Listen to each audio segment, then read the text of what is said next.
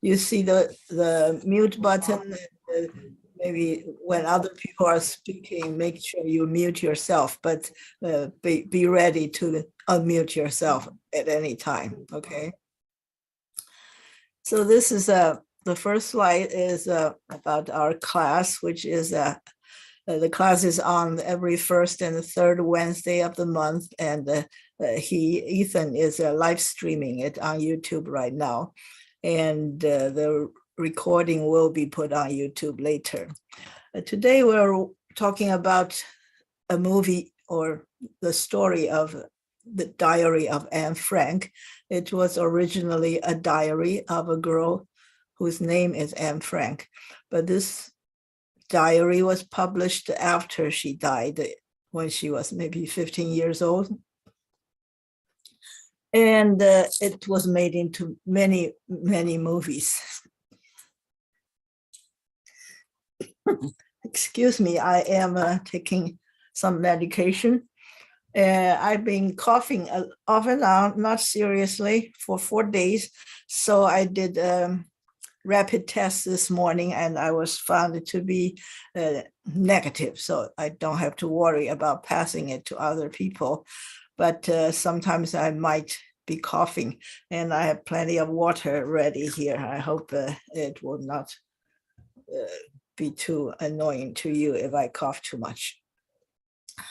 Okay, so I picked 2 videos on YouTube marked here with the links.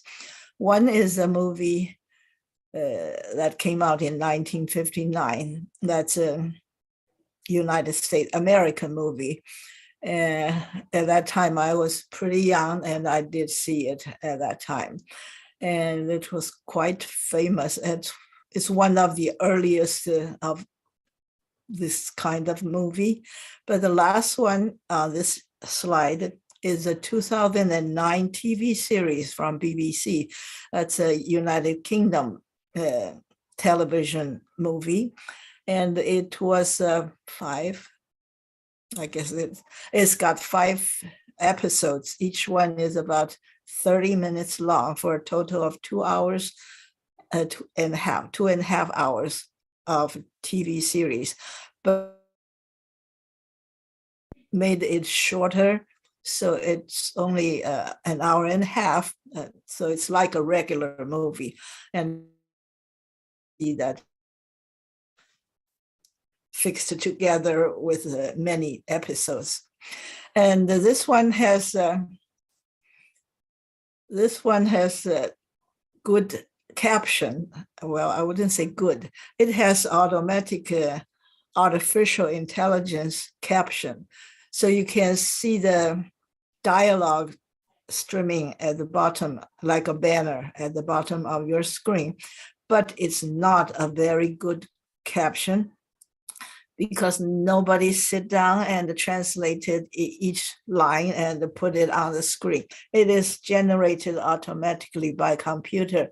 The computer listens and spit out the translation. And most of the time it was pretty good. If it says, how are you, or the sun is out, and ordinary things, the captions are very, very good at translating. But it's very bad when it comes to strange names, as these movies are originally from people who live in the Netherlands.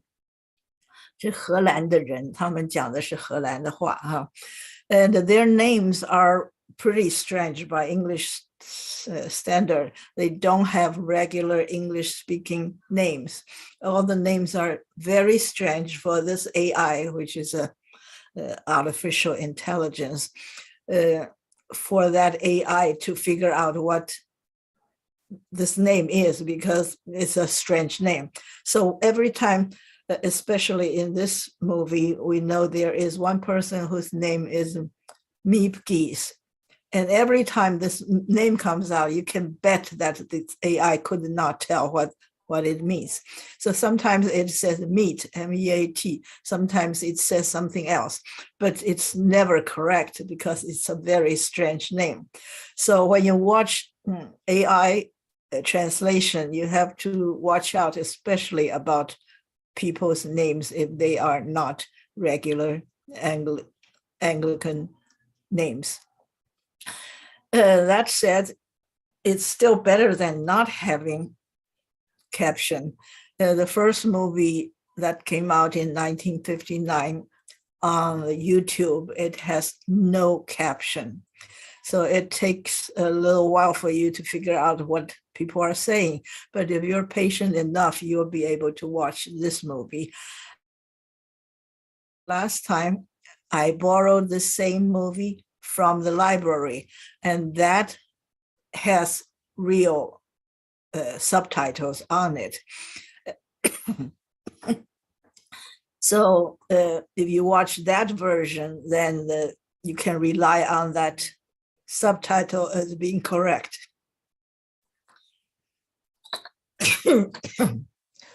Now I'm going to show you the difference between caption and subtitle. Let me continue with this presentation, this PowerPoint. After the previous slides, I talk about different movies that were made, that they were adaptation of the book, which was the Diary of Anne Frank. And there are other things, like this one it's a United States 1988 TV series. And at that time I was in the United States and I watched it on TV. And that is not called Diary of Anne Frank because it's not based on her diary. It is based on a book called The Attic, The Hiding of Anne Frank, which was written by a good friend who tried to help them by hiding them. And her name is Miep Gies. This is a person I just mentioned.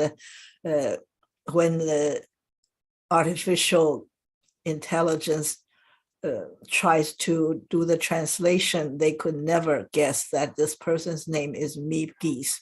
That's why you are quite confused when you watch it every time the person's name comes up. But the name Anne Frank is pretty similar to regular English names, so that part is easy. But Miep Gies, I don't even know if that's the way to just pronounce it. But Miep Gies is really hard for the artificial intelligence to tell. And she, because of the popularity of this diary, she became one of the celebrities or famous people involved in this story. And she wrote a book about the whole thing from her point of view. So she wrote the book called Anne Frank Remembered, and it was turned into a TV movie called The Attic, The Hiding of Anne Frank. And I like this version very much, which I don't find on YouTube, because it's got two of my favorite stars. One is Paul Scofield, and one is Mary Steenburgen. Paul Scofield is a very respected British actor, and his most famous movie is called A Man for All Seasons. And I would say that it is a movie that's dear to my heart, and it's probably the most favorite movie I've ever seen. A Man for All Seasons. It's about a philosopher and a writer whose name is Thomas More, how he would not pamper to the king, Henry VIII of England. And because of that, he lost his head. His head was chopped off. That is a great movie. I recommend it to everybody. It's great in every way. There are movies that I like, but it's not great in every way. But for example, last time we talked about A Tree Grows in Brooklyn. Yeah, that's a very dear movie to me, but it's not a great movie in every way. because it's a very small story, and it's very moving. It's about a small family going through life in poverty. But A Man for All Seasons has a much higher scope about a much more important event, and with a very, very important message on people's life. People have different views in life, but this one would be contributing to your philosophy in life. That's a great movie. And Mary Steenburgen is and she was in quite a few movies, and she's always playing the good woman. So you can trust her to good and moving story when she's in that. Okay. I'm getting a Wi-Fi message constantly telling me that this Wi-Fi is not stable. I just keep my fingers crossed and who wish I'll be on all the time and you can hear me, but be ready if it's not so smooth. Okay, this is something I mentioned about my favorite movies. Then these movies were based on books. Foremost of all the books is Anne Frank's Diary of a Young Girl. After she died, her father was given her diary upon return to their home in Amsterdam. And that friend, Miep Gies, gave the father this book, and the father eventually published the book, The Diary of his daughter. After he edited it, he being the father of a young girl, probably thinks about the girl's emotional feelings, especially she was falling in love with the young boy in captivity with her. There are things that the father did not want the world to see. So he made the effort of editing the daughter's book and published it and called it The Diary of a Young Girl. But because it became an instant popular book, bestseller, and sold so well in all over the world that people started to question, what did he do to this diary? They want to know all about it. They don't want the edited version. So eventually, the part that he took out of the diary were put back into the diary, and it became the next book, which is called The Diary of Anne Frank. So it's a more complete version of it. And then there are other books, as I just mentioned. There was The Attic, The Hiding of Anne Frank by Miep Gies. And then there are people who did lots of research and checking out different people in the story. And this one was written by Susan Goldman Rubin. She had this book published called The Searching for Anne Frank, Letters from Amsterdam to Iowa. So she did a thorough research and published this book that gives you more of the background of the people in the story. And the very last one was published this year, called The Betrayal of Anne Frank by Rosemary Sullivan. It was published in March. However, well, let me tell you what it was about. It was a small group of people who are expert in crime investigation and doing such kind of research. Foremost among them or some local legal or police expert, plus a retired FBI person who did this kind of research all the time about crime matters. And they got together and got funding they want to find out who betrayed Anne Frank because it's such a moving story. People all wanted to know who. Was that a friend or a foe or something? Who would betray Anne Frank? And they had all these expertise behind them. So they really did a very thorough job investigating the whole story, all the people and the timeline, the location, everything. And in the end, this kind of a book author, she interviewed all these people who were on this project and published this book in March. However, this is a very sensitive issue. According to their view, they pinpointed someone that could have betrayed Anne Frank. According to them, they say it's 85% sure that they're sure that this person was the person who betrayed Anne Frank. However, there were many people who were against this book. They think that this crime was committed by Hitler, the Nazis, and all those people in Germany who eventually found Anne Frank and took her to the concentration, her there. So the matter of who betrayed her is not as important as pinpoint your anger and the frustration on those real villains.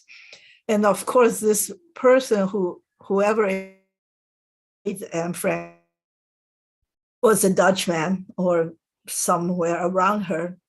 And he or she must have reason enough to do that, whether it's because of being mean or because he wanted to survive himself and so on. So they think they should not announce to the world that this is a villain, because people should put less emphasis on this than to the real criminals scene that killed in a short, less than 5 years.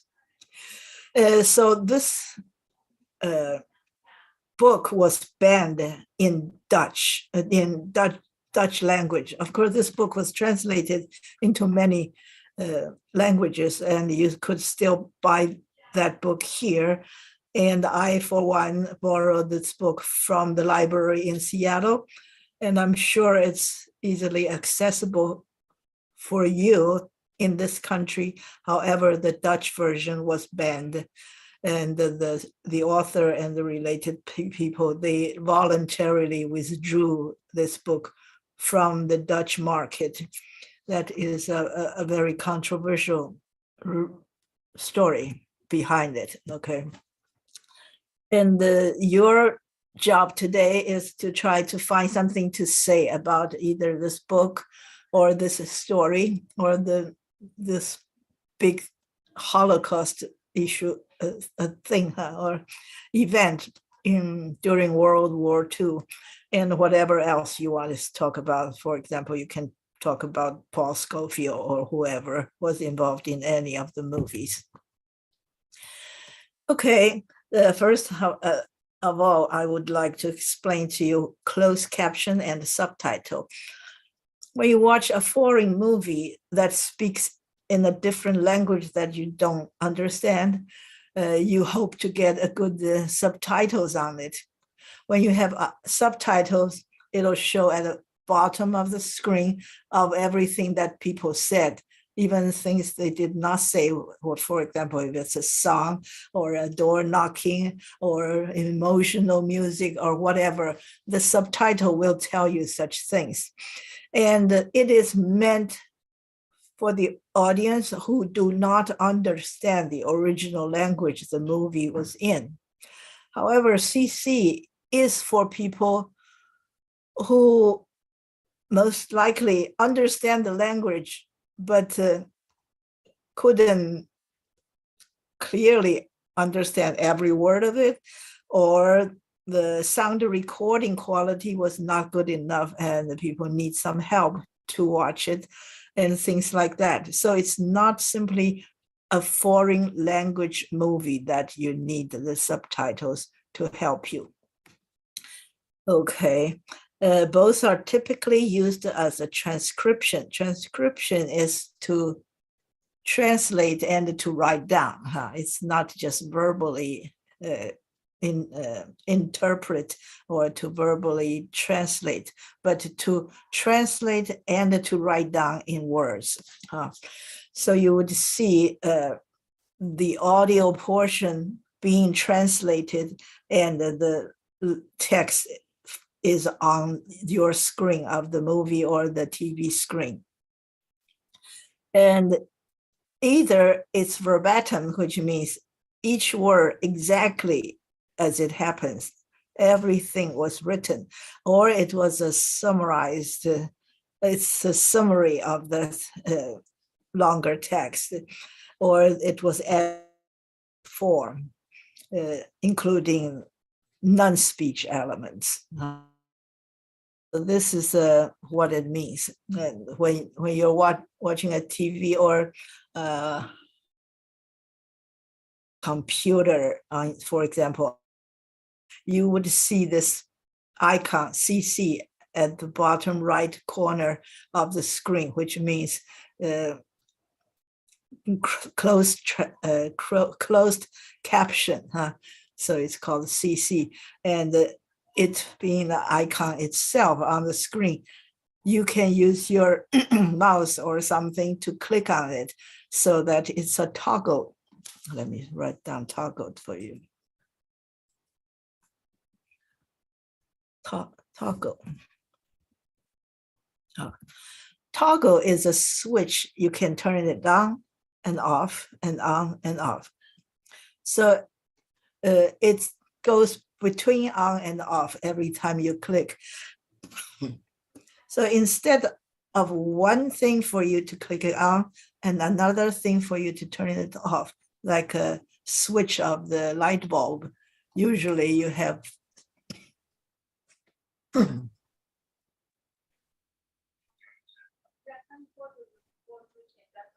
two O's.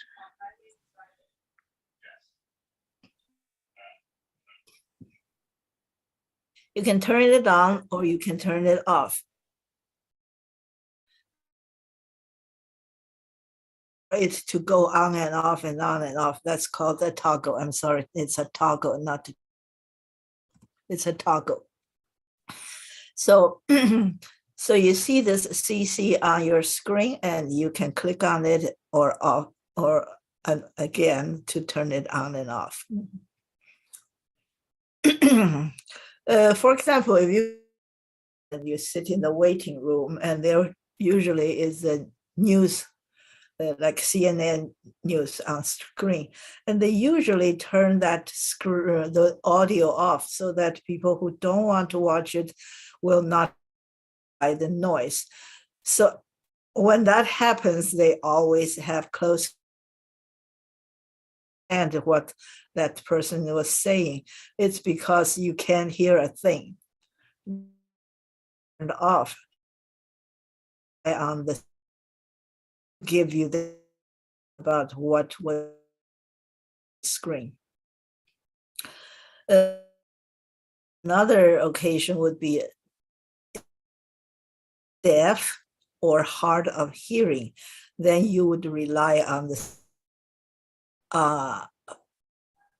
screen, the different see and titles in the movie.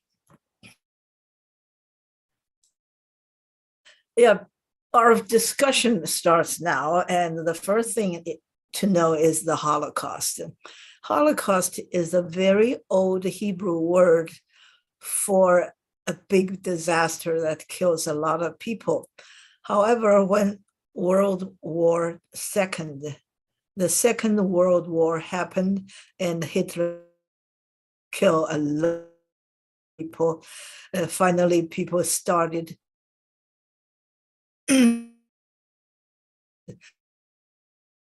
many to describe this event. So before Hitler, this word was used exclusively to disastrous people, but since Hitler happened, is used to describe the incident of Hitler's, say, Jewish people of years. It's between 1941 and 1945. So it's just about during the Second World War. And the Nazi Germany conducted a genocide. That's a highlighted first bullet. It is the killing of Europe, not in Europe. So it came in Poland, in and France, about that was in addition to kill the people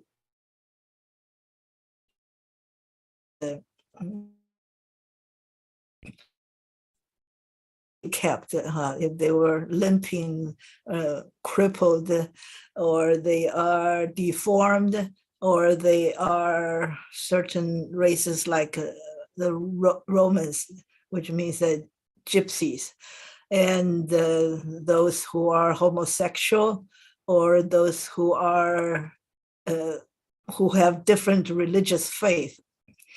Somehow they probably got some even Catholic priests, but of course the other non-Christian faith priests were also sent to concentration camps for that, for being not the undesirable people.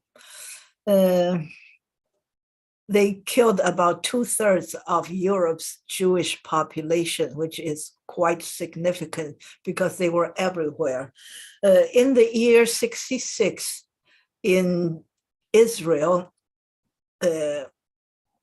after the Roman Empire were colonizing that country, in the year 66, the popular Jewish people had an uprising. We could say a popular uprising. They raised an army to fight the Roman soldiers who were occupying them. And since that happened, the state of Israel did not exist for 2,000 years. Of course, the Roman Empire conquered them before the year 66, but not too long. We know that Jesus Christ was born around the beginning of our common era, which is AD, year one of the year after Christ was born. That was the time after Romans started to occupy Israel. So this became a race of people, the Jewish people, who were not, who had no country to call their own for 2,000 years, actually a little bit more than 2,000 years. However, in 1948, they finally got a country of their own. The state of Israel was established on May 18th of 1948. So that was the time they finally had their country, their government, and a place to call their own. And before that, especially during the Second World War, they were discriminated against in everywhere they went, probably except for China. Everywhere they went, there was discrimination, large or small, significant or minor. But the worst was during 1941 to 1945, when they lost 2/3 of their population. So this genocide was a big decision for Hitler to decide to undertake. And it's a big effort while fighting everywhere in Europe in a big war. Part of his own resources, the staff, the soldier involved. It was a huge effort to all these people to concentration camps and to eventually kill them, as many as they could. So this is called the Holocaust. And I used to think of the names of the concentration camps. There were 7 of them, but there were over 2,000 of them. So I could not names, because some of them were very famous, as they heard of. And the Germans, so many people, but mostly in occupied Poland. They would ship people from, say, Hungary or France or in Lithuania or wherever they were occupying, and send them to Poland by train mostly. And then they were sent to concentration camps and kill them in Poland almost exclusively, because they did not want their German people to know what they're doing. So many of the German people living in Germany at that time, they were not aware of such happenings, but the killing was mostly done in Poland. So whenever you go to a concentration camp to visit, and the tour guide would almost always remind you that you are in Poland, but this killing was not done by the Polish people. So they want to change their sign from concentration camps to specifically say Nazi Germany were doing all these things. Even German people don't want it to say that these camps were established by Germany. They would say it's Nazi Germany. Since Nazi no longer exists, you can blame somebody. You cannot really catch them. Okay, so remember that almost all the big concentration camps were in Poland. There are 3 of them. Auschwitz is the biggest, and I think it killed most of majority who were killed in concentration camps during that time in Auschwitz. But there are many. Another 2 I visited were not in Poland. One is Dachau near Munich, and one is Terezin something in near Prague in Czechoslovakia, Czech, the Republic of Czech now. But those, they hardly killed any. They say not a single person died in the gas chamber in Dachau, but it was the very first of such camps. And you can name many others in Poland. Some are still in Germany, but they did not kill as many as those in Poland did. Here I have a map of concentration camps and the killing sites.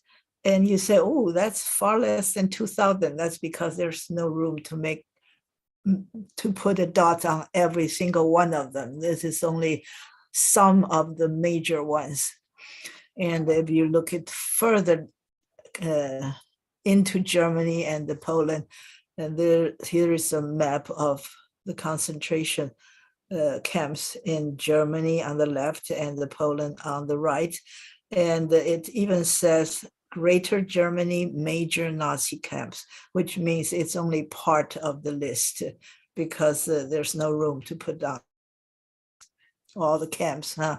So you have Moravia, okay, Flesian, Dora, Buchenwald. Here's one in Buchenwald. Buchenwald is in Heysenlin, huh? Is that Heysenlin? Anyway, so this is in Germany, and Dachau is here. It's near Munich, huh? I thought there was Auschwitz. Yeah, Auschwitz is here on this map. This is called so-called the Greater Germany. So it includes not just Germany, but also Poland, and here some of the Baltic states. Like here you have Kaliningrad,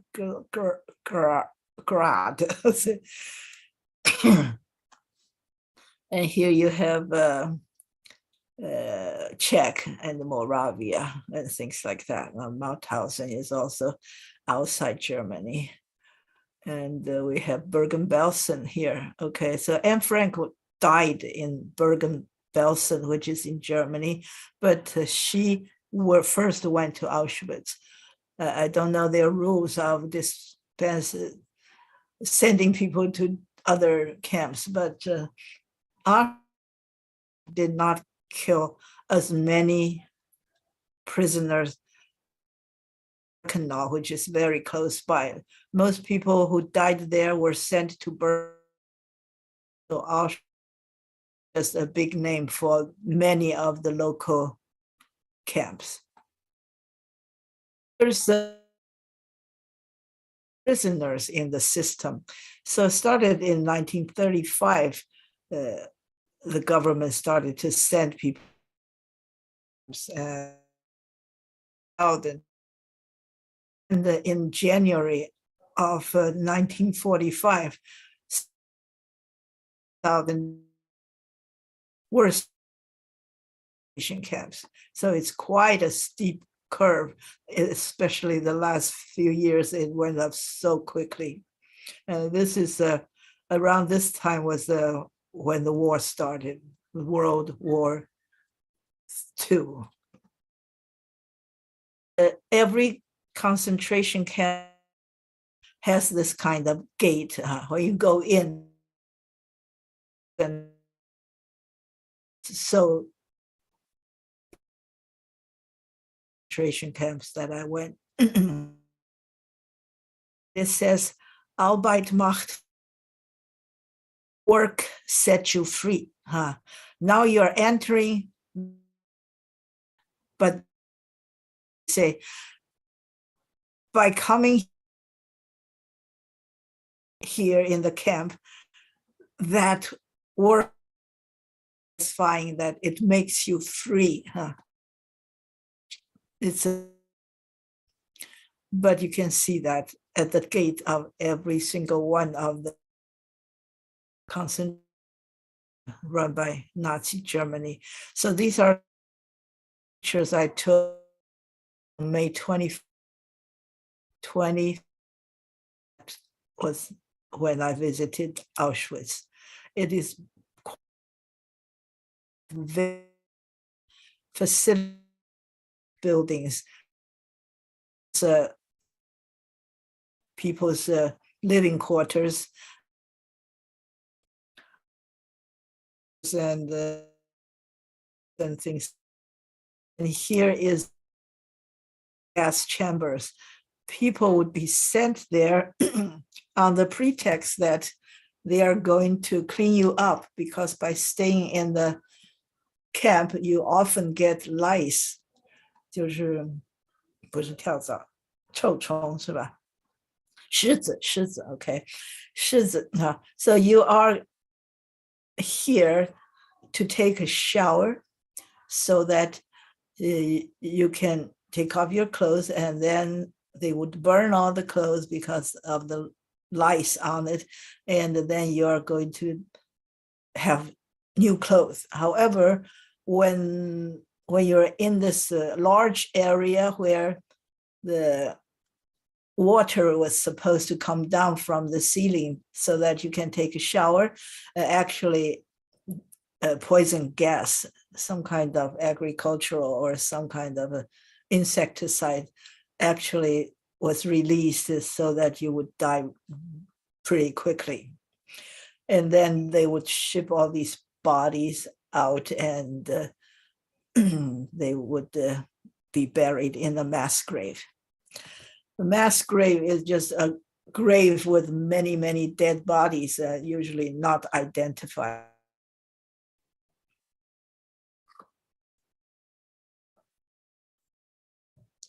And a few, this is Birkenau, that was opened strictly to kill people. You don't come here to do work or this or that excuses, but you are there to be killed. And the train would continue to come in from this railway into the camp, and the people usually die within days. They're not there for a long vacation. They just were killed. And if you watch the movie Schindler's List, it says it deals a lot with this Birkenau. And this is a mass grave. Sometimes they would to hole. They were thrown into this hole and covered with the dirt that was shoveled out of this hole. This is called the mass grave number 3 in Bergen-Belsen. And Bergen-Belsen was a concentration camp in Germany, northwest Germany, where Anne Frank died. Of course, there are other people who also died without having to go through the gas chamber. They could die of starvation, they could die of exhaustion, they could die of stress and the illness and all sorts of things. So let's talk first. Did anyone watch this movie, the 1959 version of the Diary of Anne Frank? Yes. Yeah, okay. Yes. You like it? Yes. Yeah, I think it's very well made. It's a very somber. When we say somber, it's very serious and you can say desperate. Somber. You can also say It's hard to understand. Yeah, it's really strange when you're waging, when Nazi was waging a war against the whole world. How did they spare the time and effort to kill so many people who are not interfering with their lives? They're just doing their regular work, and you would grab them and send them to be killed. It is a strange concept. It's like you look at people who went to school to shoot up those kids. Why? What were they thinking? But there are people on the large scale doing such things. This is so weird. So Anne Frank's diary was a Pulitzer Prize winning book, play. Somebody made the story into a play. In 1955, it won Pulitzer Prize. It was based on the posthumously published Diary of Anne Frank. So Anne Frank died in 44 or 45, but this book was published like in 49 or something. But then there's one person who came up and wrote a play in 55.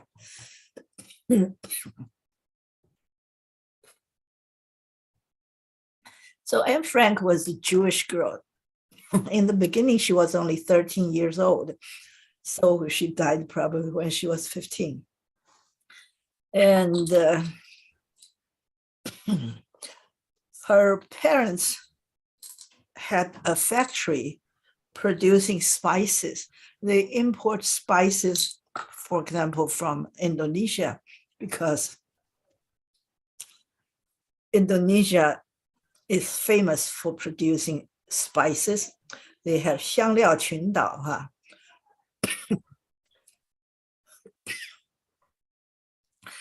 If you look at the map, Indonesia consists of 4 major parts and thousands of islands.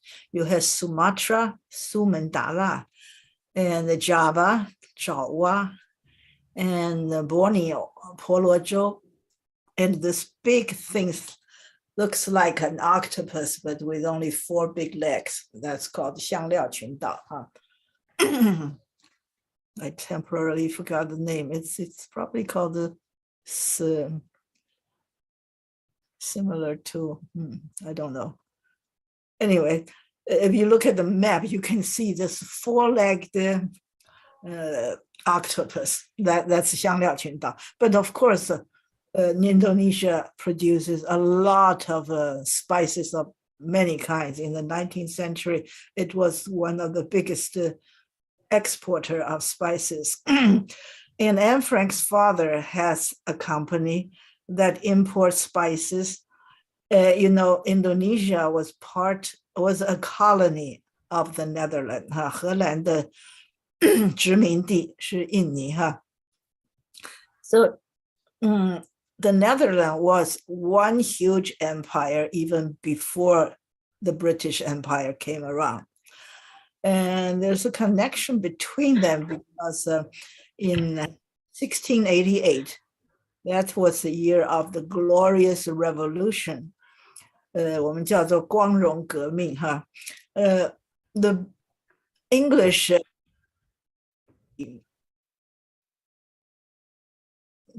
we just mentioned, the 8th was the king of England. When he decided that they're no longer going to be a Catholic country. So they established their new branch of Christianity. It's still part of Christianity, but this branch is called the Anglican Church, 英国国教. And the reason for that is because the king wanted to get a divorce, but the Pope in Rome refused to give him an annulment. Annulment 就是 you get a marriage annulment. You go in front of the priest and you got married. Then later you marriage. You cannot get a divorce under the regular church rules. But if the priest to you, the priest could say, oh, your first marriage really good. It should not have happened. So the priest would annulment of your marriage. Then you can go ahead to marry your second wife. So King Henry VIII to his brother's widow, his brother Henry VII, Henry VIII widow of time, he had to seek agreement from the Pope. The Pope said, yes, you can marry your brother's wife, even though you are related by marriage. You're not supposed to marry your brother's wife, but I agree that you can marry her. So he got the Pope to agree to his first marriage, and now he wanted to marry a second wife, and the Pope would not give him an annulment. So he was very angry, and he decided to leave the Catholic Church. And he became the founder of the Anglican Church. Okay, I lost my train of thought. Okay, it's about the Netherlands. Okay, so after Henry VIII, we have a few very, very short reign, because his son only ruled for a few months, and then his first daughter ruled for a short time. Then it came to Henry VIII's daughter with Anne Boleyn. It was Elizabeth I. Elizabeth I was greatest ruler in English history in the sense that she made this tiny country in an international empire. It's all under Elizabeth the First. Our current Elizabeth was the second, is the second, and she is celebrating her platinum jubilee. She was on the throne for 70 years this month. And there was a huge celebration. So I was talking about Elizabeth I, who became the ruler of the greatest empire the world has ever seen. However, it was after the Dutch Empire. The Dutch Empire came a few years before them. And the Dutch Empire, of course, there was the Spanish Empire and there was the Portuguese Empire. They were all big empires before British Empire, but British Empire became bigger than any of them. The thing I'm talking about right now is the Dutch Empire became a big empire first, and among the colonies that country had was Indonesia. And you can also see some other, for example, in Malaysia, there's a place called the Malacca, and that part of the country used to belong to the Dutch government. So it's a colony there, but they happily handed over it to the British Empire. So there was no war between them. I mean, between the British Empire and the Dutch Empire. So the Dutch government handed over Malaysia, the part of Malaysia, to the British Empire. But the two of them did have huge war in South Africa. There was the Boer Wars, first and the second Boer Wars in Cape Town or around there. The Dutch and the Netherlands governments both were involved in big battles there. However, the thing I want to talk about at this moment is about the Dutch Empire having Indonesia under their wing. So that was a big colony for the Dutch people. And if you go to Batavia, 我们叫做三宝垄，是不是？爪哇, the capital of Indonesia, located on Java, is called Batavia. And that was a name that came from Dutch language. It's like New York City used to be called New Amsterdam because the Dutch came first, and the New York City was a Dutch colony first. And later the British came over and they occupied the New York City and other places, and they called the New York City New York. That name York was from the English language. There's a city, a big city in England called York. So they named it New York. But before that place was called because it by the Dutch armies. I was talking about all this because Frank, who's the father of Anne, and he run tree. Were hiding in the annex of their factory. The factory was continued to conduct business and do and right on top of the office and the factory, this family was hiding in the annex. The main building, okay? So, talking about this background of it, okay. All of Anne Frank's writings were addressed as Dear Kitty. She was calling her diary by the name of Kitty. So every time she started to write an entry, she would say, "Dear Kitty, today this and that," so such thing happened. I believe I was in maybe a sophomore in high school or something. Yeah, that's when I started to write diary. Yeah, when I was like 15, 16 years old. And until this day, I'm still writing my diary. Sometimes I feel I spend more time writing my diary than I spend the time living during the day. It's just too much for me. Okay, so she has nothing to do because she was in hiding. She could not go out. She could not talk to friends or visit something or do an outing, going to the park. Nothing. She could not do anything. So she stays in that attic and spend a lot of time writing her diary.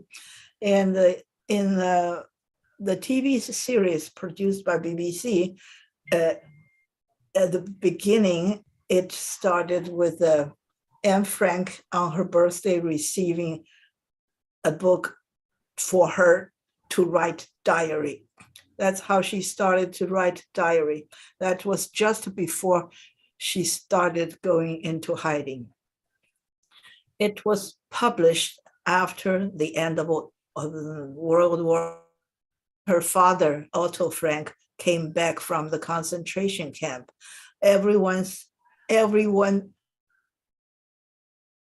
died except for I say that everyone that was hiding there died except for the father.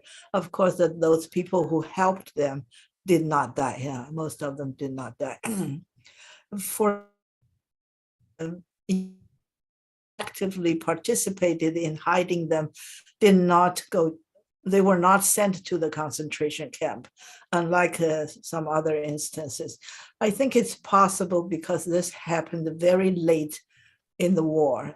In the earlier days, when they capture somebody in hiding, they would send those helpers also to concentration camps.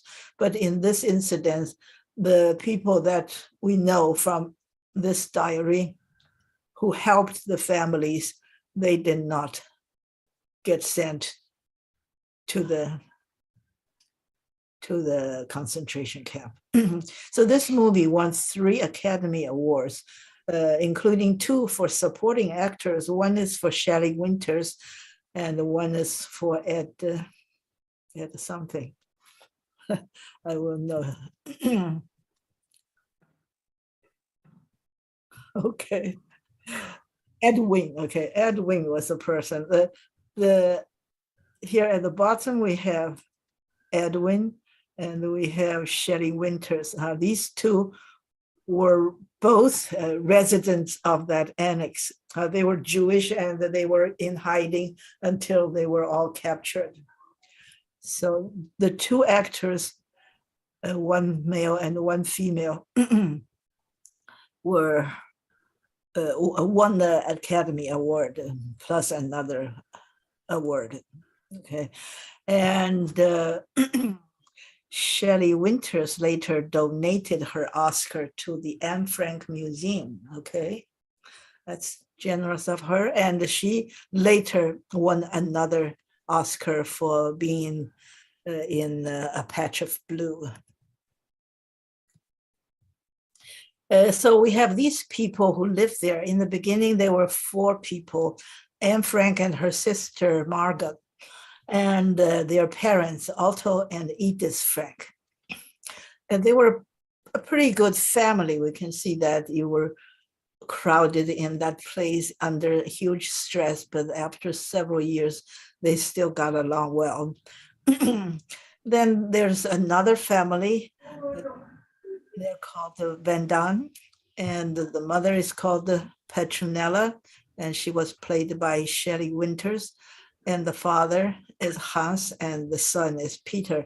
Peter is about the children's age. I mean, he is a little older than Anne and about the same age as Margot. So they became good friends. And they were another two members in that annex, and one is a dentist, Albert Dussel or Dussel, whatever, and he came later than them. And there's a cat, Mushi, that's the name of the cat, and he was also played by an actor cat. Okay, here are some of the helpers that appeared in the book, because there are more people than the movie can handle. So you see in the movies, probably only two people. One is the person who later wrote the book, that's Miep Gies. And another one was a combination of probably these different people. Okay, so this one was a secretary, but she did not appear much in the movie. But Miep Gies was a major character in the movie, and that's her husband.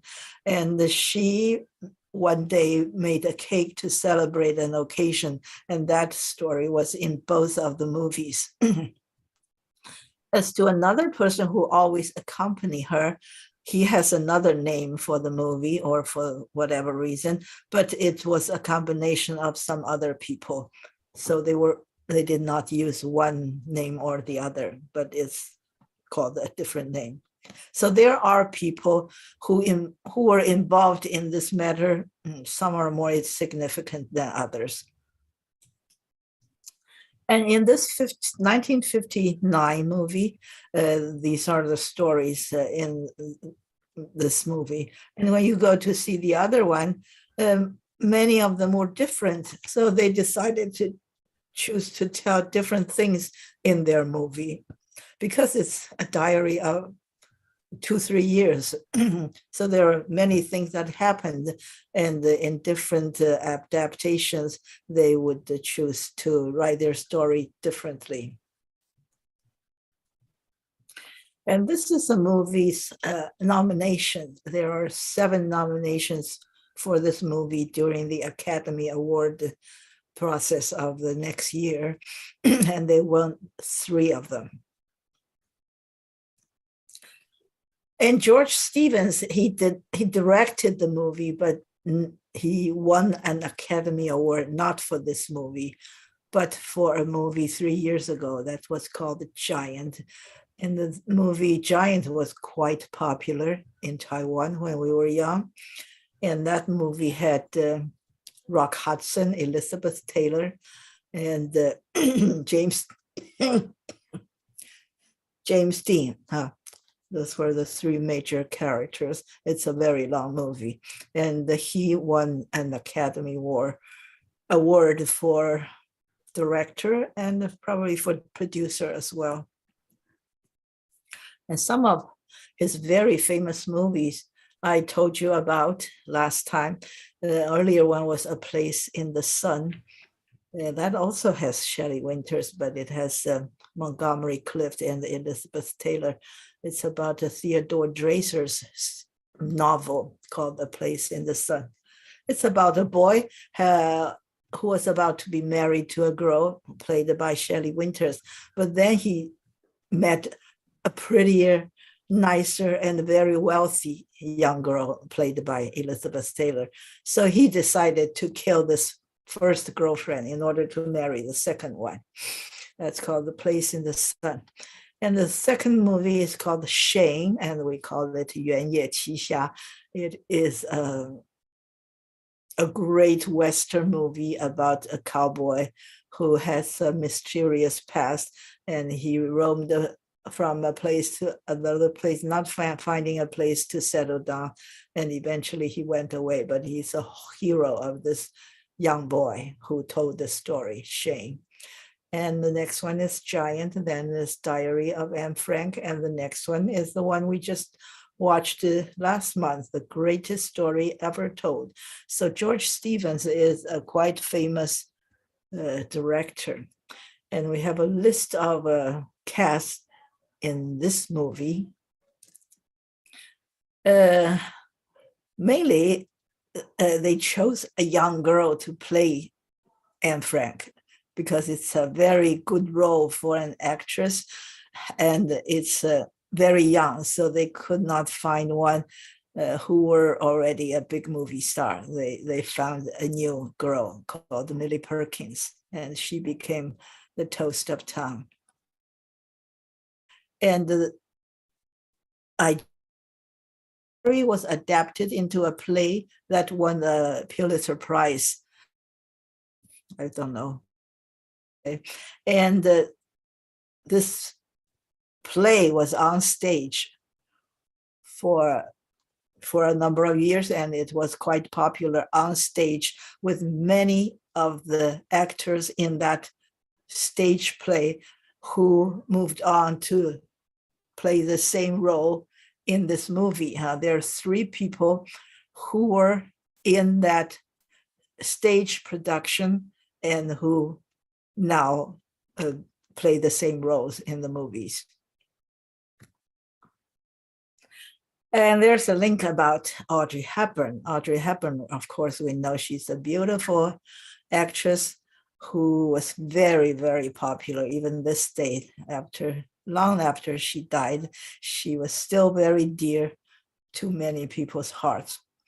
And when this book was about to be adapted into a movie, Otto Frank, who was the father of Anne Frank, he wrote a letter to Audrey Hepburn and asked her to play Anne Frank, because she feels that Audrey Hepburn looks very much like her daughter and behaved quite similarly, and so famous it would bring a good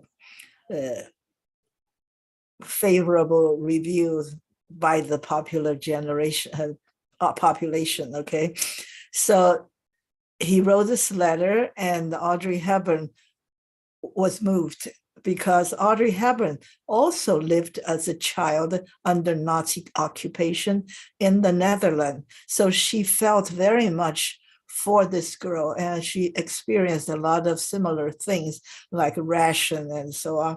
But she was not Jewish, so she did not experience the real stress of being in hiding or being persecuted or to be sent to concentration camp to be killed. For this girl, and she wished she could be in that movie.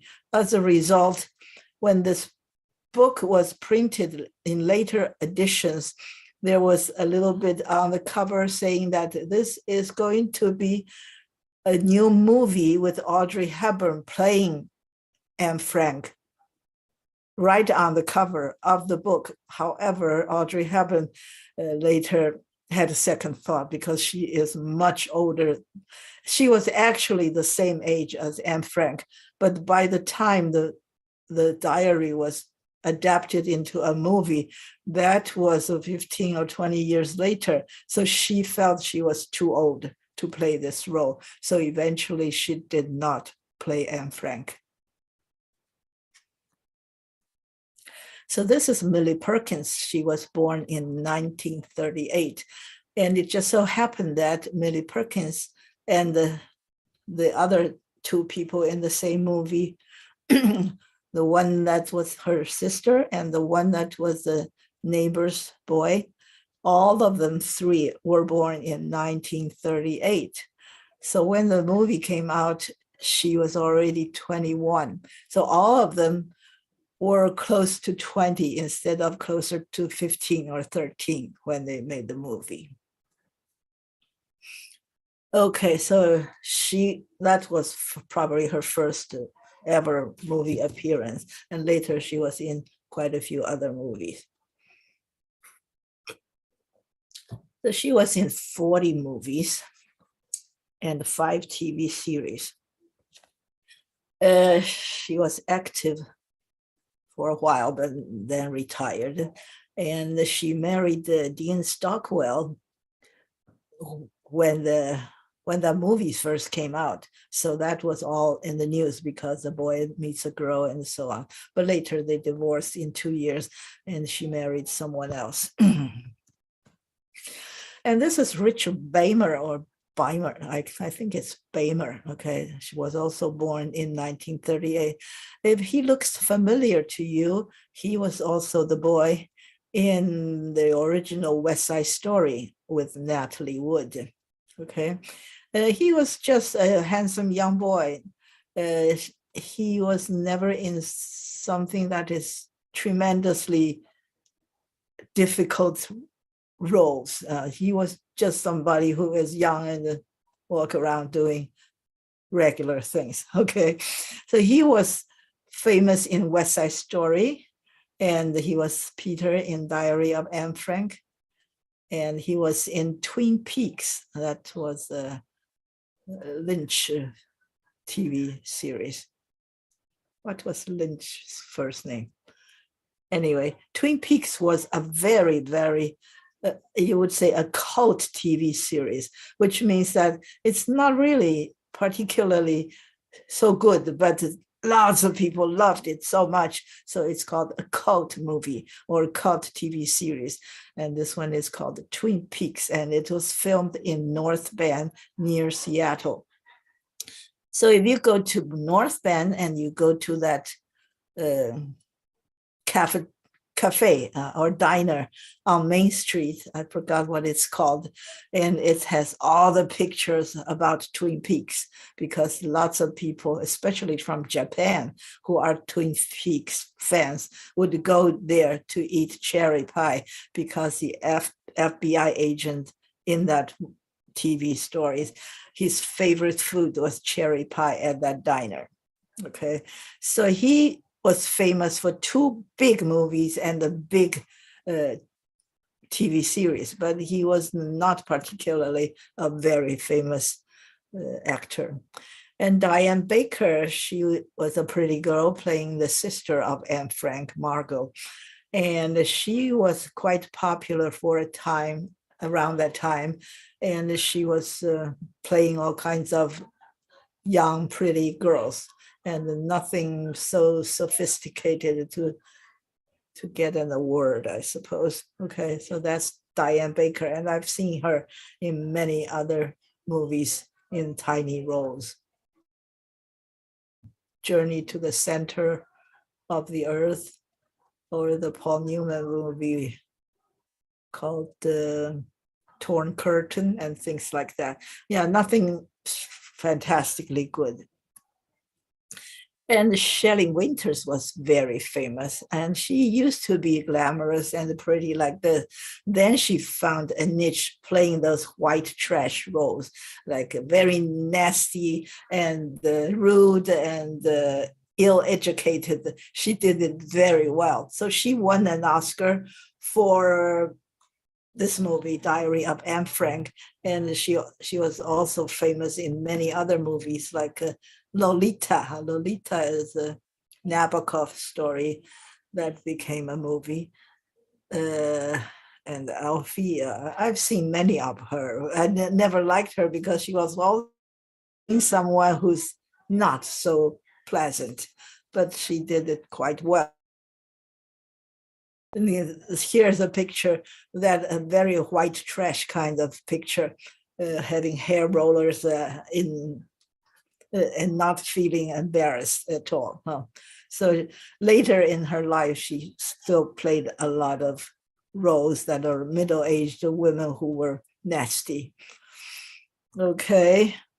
And I just mentioned that she won the second Oscar for being in the movie called A Patch of Blue, which I mentioned when I talked about Sidney Poitier, because in that movie, Shelley Winters was the mother of a blind girl, and that girl was taken care of by Sidney Poitier in the park because she was blind, and the storm came. And Sidney Poitier is in a strange role, that a good, successful Black person helping a poor, rich white girl. So it's kind of a role reversal for such a movie. And I hope my sister Eileen would remember that movie, because I went to that movie with her when I was in college. And Ed Wynn always plays very small roles, but I bet every one of you have seen her. As I mentioned last time, she was in the movie Mary Poppins, which just about everyone have seen it. In Taiwan, we call it 欢乐满人间. It's about no-nonsense nanny taking care of a young boy and a young girl of a family, and took them on outings and visiting a friend who was played by Edwin, who was so happy that you cannot hold him down. He was so light and floating that he was actually in the air. So when Mary Poppins took the kids to visit him, they had to also sit in the chair that flies up to the ceiling and having tea there. So try to remember if you remember that scene. He was in a ton of different movies, but always a very small role, but he did it quite well. Marjorie Morningstar. Yeah, I talked about that movie with Gene Kelly about a summer camp in School Lake in New York.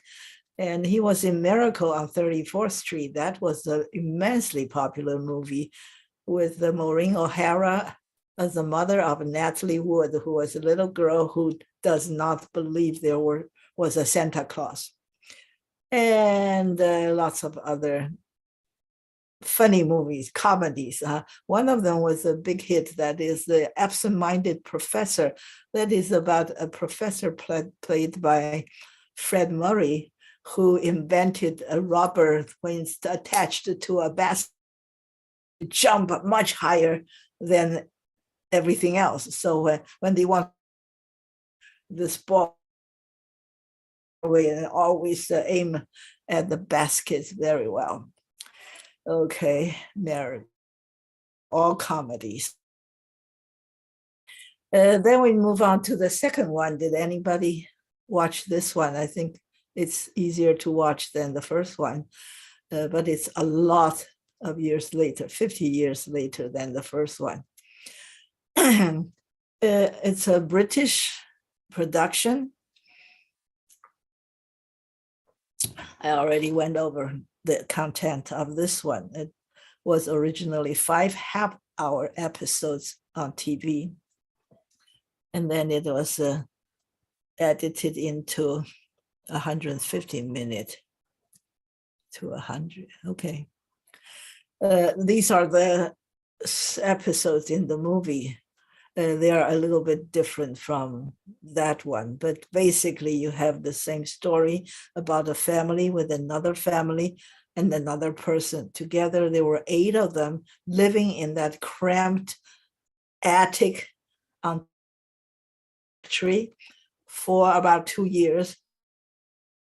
Everything was sent by their helpers for food and supplies. Mentioned Italy, but the first movie did not. And there was a mentioning of the D-Day, that is June 6th of 1944. So different events appear in different movies. And there was a burglary mentioned in both episodes. And the Meep was baking a cake with different storylines. And the entire cast, I don't know any of them except for the last one. The last one was Felicity Jones.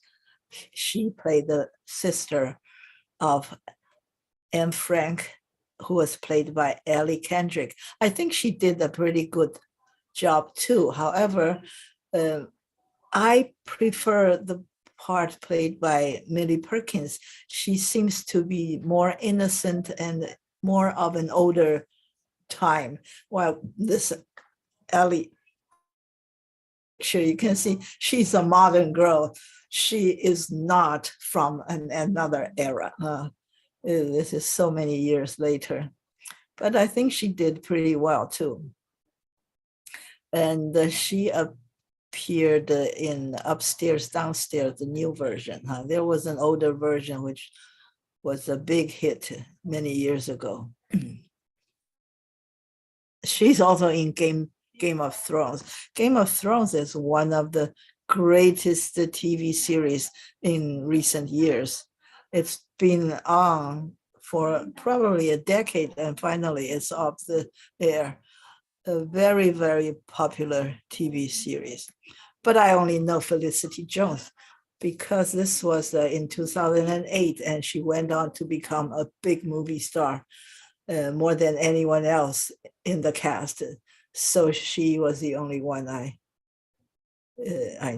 could recognize in this movie. So she was born in 1983. Yeah, that's quite a few years after the other one. Typical English actress, because she appeared in Shakespeare's and the BBC kind of TV series. So I Northanger Abbey, which was based on a story, but it's very naive and not much of a story at all. But she was a pretty young girl in that story. It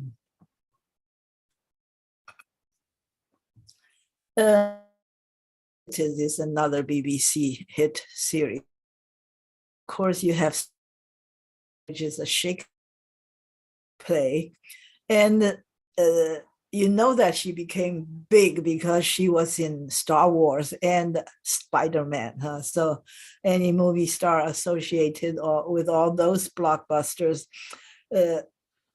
even if they were not famous, they are now famous because those movies really sell a lot more than other movies. And she was in The Theory of Everything, and she was nominated for many awards for playing that. And the role was being the wife of Steve Hawkins. And Steve Hawkins means a physicist who was handicapped or disabled by ALS, which is also called the Lou Gehrig's disease, a nerve degenerating disease named after the baseball player Lou Gehrig. Okay, so she played the very difficult role of being the young wife of Stephen Hawking, who stuck by her boyfriend and married him even after he was diagnosed with the debilitating disease that was projected to give him a very short life, but he lived to be amazingly. Yeah, he was really lucky. And from the new technologies, he could speak to some kind of AI who would pronounce what he wanted to say so that people can hear, and to type, to write for him when he could not move his hands or mouth or tongue.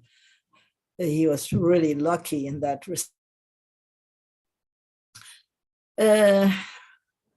She was in other movies, Star Wars, one of the recent Star Wars movies. From that movie, The Theory of Everything. And this is Eddie Redmayne. He is an excellent actor. He could play just about anything, even though he's not a handsome young man. And the actresses who became famous because they were young and pretty.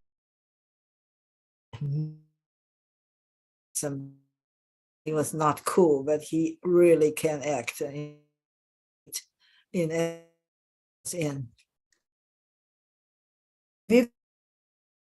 And I would visited Anne Frank's house here. So, Annie, did you go there? I did not go there, and I saw it across the canal, and I said, no, I'm not going there because the line was so long. This is the place where the family lived. I don't know which building, probably this one. I guess it's this one because the line starts here and went that way, and it's very, very long. So the house is right on the canal. Amsterdam, you can see canals everywhere. I just have canals on it and the bridges. I was hoping that somebody could tell us about that place because I have not been there. Here's a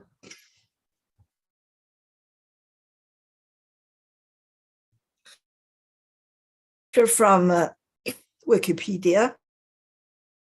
This is a building or some other building. And there's a big tree. I'm assuming this is a horse chestnut. And the people call that Anne Frank. So she was living somewhere in this picture, and in always see is Westerkirk, which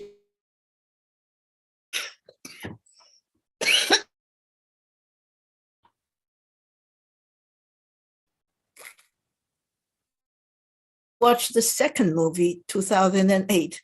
That church was in that movie all the time. Every time people were talking, you could see that church outside the window. But the movie that did.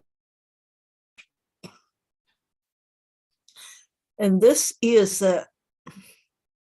from Wikipedia, the bookshelf, which you can move it, and then there's a door behind it. So they have to go through that door to hide in that attic.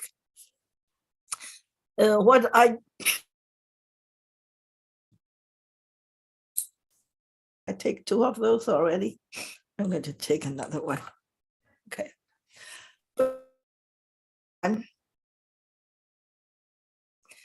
This person is called, she was living from 1892 to 1980.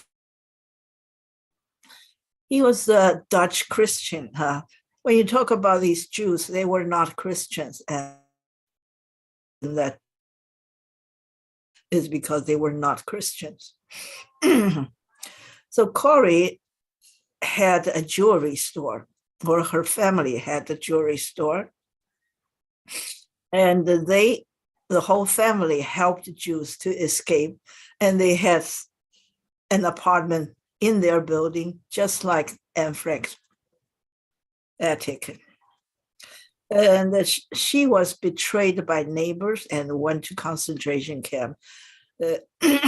So I did hear some people was put in concentration camp after they were arrested for helping other Jewish people. But she did not die there, and she came out and went to California and died in 1983. And she also wrote a book, which is called The Hiding Place. It's almost identical story as Anne Frank's, but there was no resident living in that hiding place who wrote anything about it, so it did not become famous. But because of Anne Frank, she was also famous. And this is the museum, the so-called museum. It's called the Corrie ten Boom Hiding Place in Harlem. Harlem is a city in Amsterdam. If you take the train, maybe 30 minutes. But there is a Black district in New York City called Harlem, because when New York City was New Amsterdam, that part was called Harlem. 所以我们叫做哈林区哈。And I visited there with my sister Annie and her husband on October 6th, 2014. And we I mean, I went because they went to see the church, but I went by myself to this museum, which has a free guided tour. This is about this place. And these are the pictures I took when I visit that. This is the interior decoration by these people. And this is my group of the guided tour. And this is our tour guide. And she showed us the wall, which is now reconstructed to show the inside of this hiding place. The hole was created for the museum, but it happened before. Okay. And this is, we're going to do that later. Okay. This is the end of my presentation, but I wish somebody would tell me something about the story today. Any of you could unmute yourself and say something about what you feel about this movie or these two movies.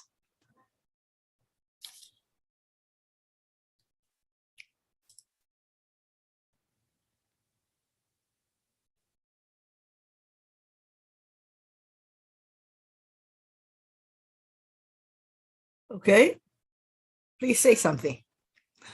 Yeah, you're not muted. Unmute yourself.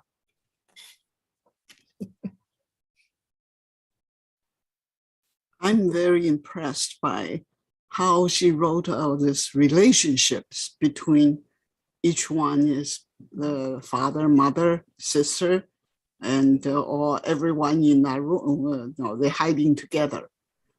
All the relationship had details and how she grown up as a teenager.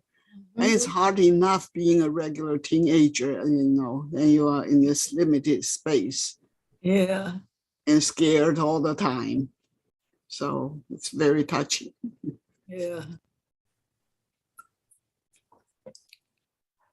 And she, when she was young, she decided she wanted to be a writer. Yeah. Yeah, she is a born writer. She could write things. And she's so very, she's so inexperienced as a person, but her observations are so very good. Yes.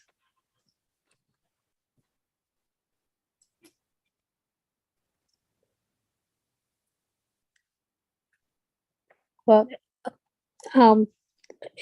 talking about hiding, there's altogether 8 people plus a cat in a little space of only 450 square feet. And they have to take off their shoes. They can't make any sound, any noise. I just don't know how they did it. It's just beyond me. And also beyond me is that the person has got to be mad to want to just exterminate the whole population. I just don't understand the logic behind it. So much hate there. And but I visited Germany in 2018, I believe, and we noticed that the country Germany, I don't think they're gonna make the same mistake again, because they made it so strict laws and in the education that make sure that nobody forgets about the mistake they committed during World War II. And if anybody has any thought even towards that kind of a Nazi, that kind of a ideology, I think the punishment is very severe. They're going really, really serious about correcting what they did. But anyway, still, what they did, it was such a catastrophic tragedy. It's just genocide, all that. And also it impressed me, the girl, only 13 and full of life, and loves to write and cook up in that little space there.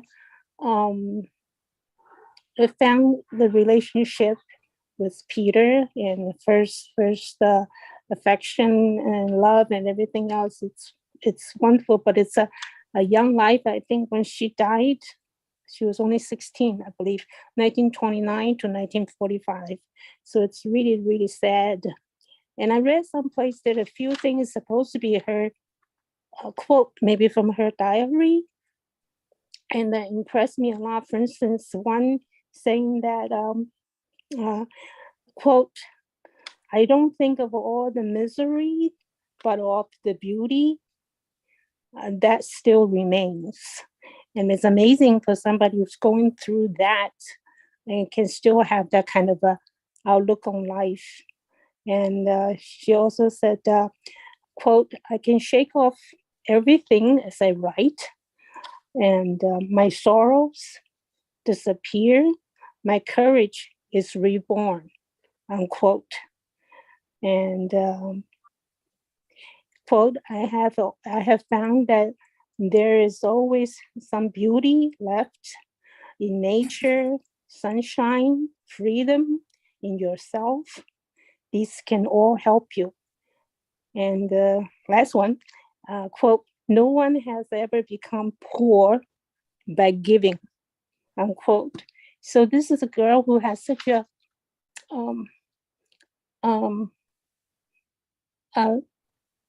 vision, so much love for the world, for mankind, for everything. And it just so sad that it ends that way. It's just, there's no, I don't understand that. It's just beyond me. He's so sad. Mhm. That's all I have to say. Yeah. When you go to Germany, every town, every city would have a plaque saying, we apologize to all these people who are Yes. corrupt. Yeah, It that is. is very good. They really openly accept blame for that. Yeah. And they hope it will never happen. And they set up their system so that it will never happen again. However, nowadays, just like Donald Trump in this country, there are a lot of German people who wanted to go back to white supremacy. Yeah, it's very alarming too. Yeah. Don't understand. I was talking to another person recently, and she was going to Budapest. And I said, in Budapest, because they were controlled by Soviet Union and they suffered so much, and now that they are free to criticize that period. And they call that museum the Horror Museum or Horror House. And they have sculpture gardens that has those propaganda political statues. And they have everything during that era that they can criticize now. However, in mainland China, they can't do that. They suffered through all these under Mao Zedong, but they have to still praise him as a hero and a historical figure. And having that, you can never examine your history fully in order to change things for the future. That's my feeling. Yeah. I think you have to face it in order to correct yourself. You have to admit, yeah. True.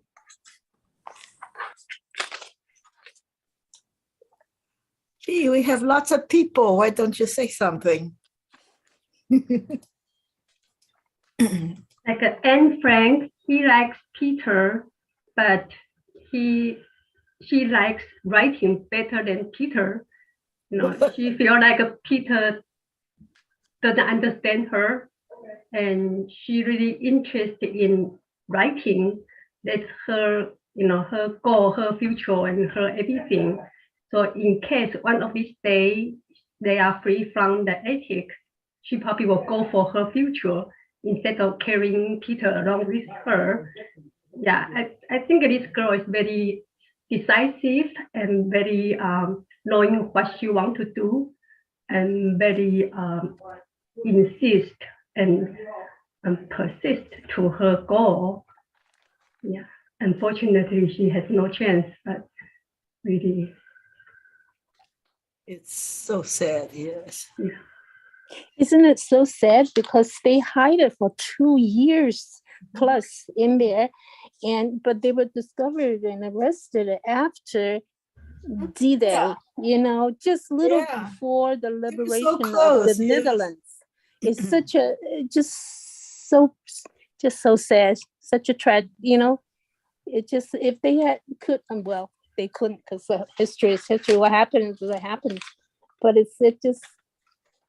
they did it for over 2 years. I don't know how they did it. And then, because D-Day was June 1944, June 6th, and they were arrested on, I looked it up, that they were arrested on the On August the 1st. Yeah, August 4th of 1944, Mhm. 2 months after D-Day.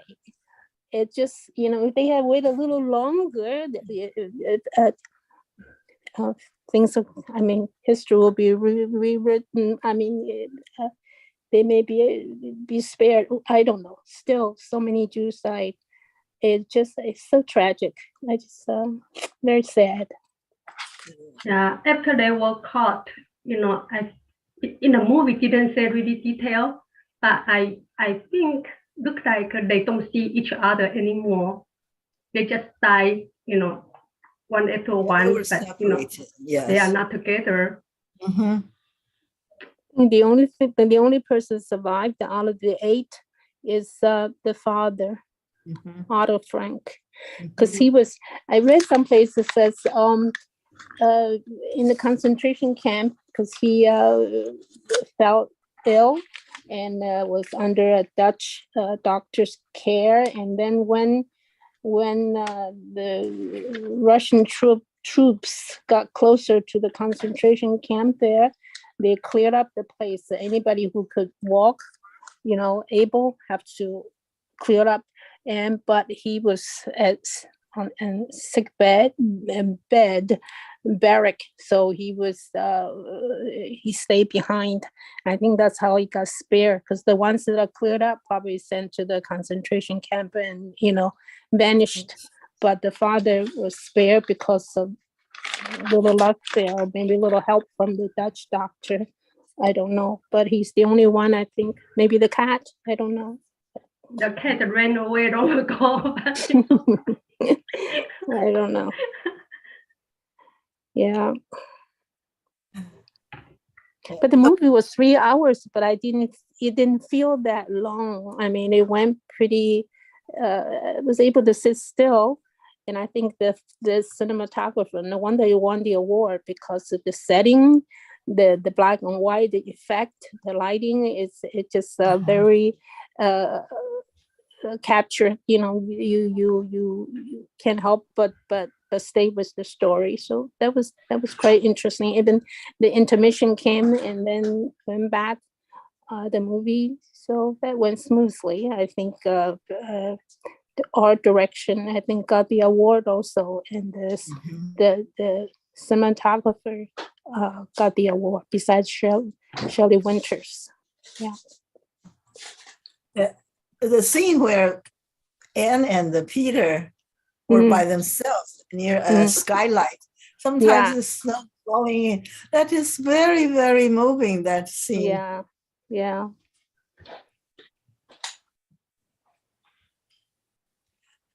The book I read recently about who betrayed them, they did lots of investigation about all the people around them, who does what, and so on.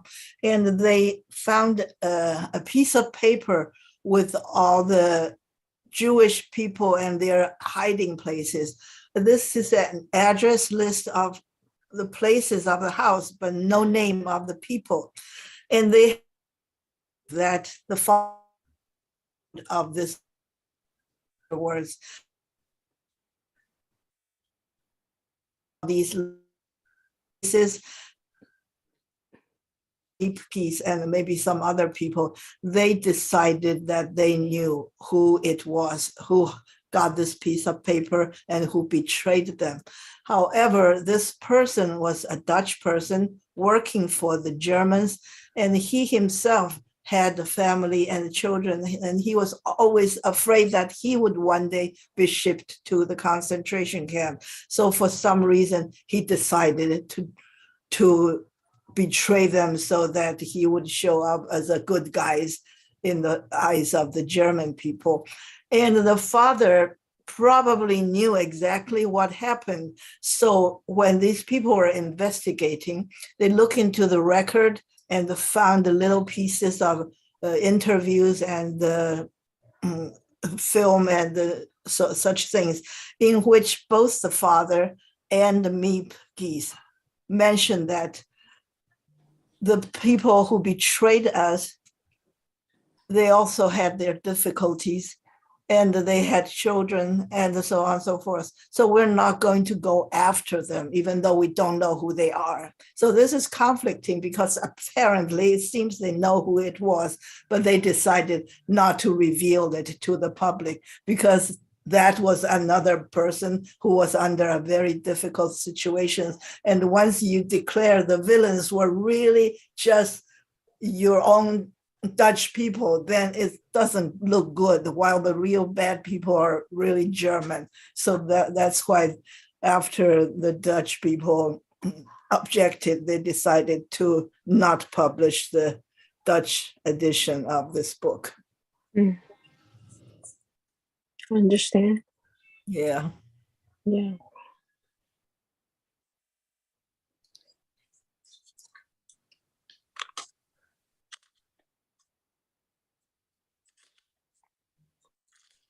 Okay, if we don't have anything to say, we can just end it early today.